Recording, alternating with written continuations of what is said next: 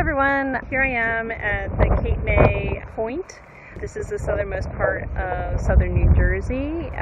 If you know this area at all, you might recognize it.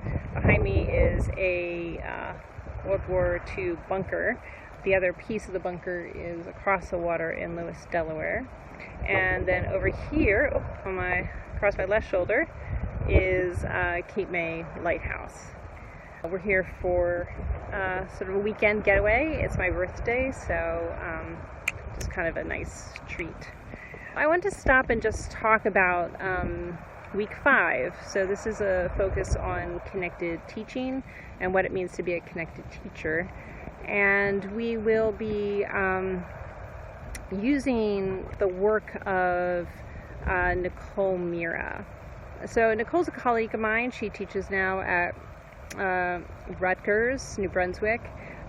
She herself was a high school English teacher, and she pays both through her own inquiry into her own practice, and also by watching and paying attention and describing what other teachers do that she considers to be connected teachers.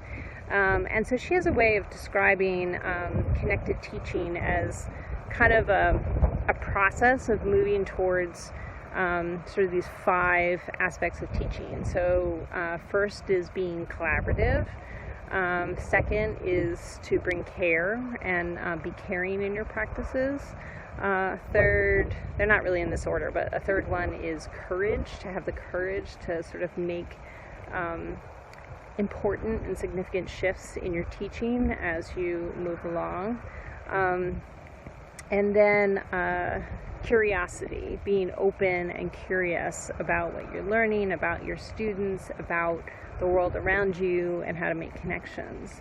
And then a 5th aspect that she talks a lot about, and if you follow Nicole online, Nicole Mira, you could look her up on Twitter, and she's very active on social media, and she writes a lot about civic engagement as a core aspect of connected teaching. So we'll read along with her this week, and we'll start to think together about what it means to us to be a connected teacher and the ways that we might be increasingly connected teachers in our work and practices. So we'll also reflect on the ways we've been connecting ourselves in this class, and ways that you connect with your young writers and the ways you think about that. And we will also do this week sort of tapping into sort of digital literacy practices. We're going to do some remix, and we're going to do remix some work that some of our own writing. We could remix the work of others if we have permission to do so, and play with this idea of remix. And we're going to use Troy Hicks's MAPS heuristic that you might remember we read about a couple weeks ago in his digital writing workshop. And in that, I think it's chapter 4, there's a chapter about looking at author's craft.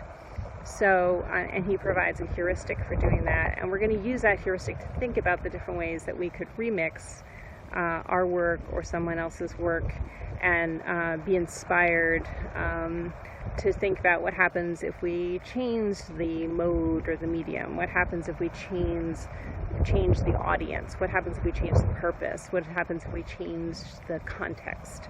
And how does that impact our making and our writing and our creative process?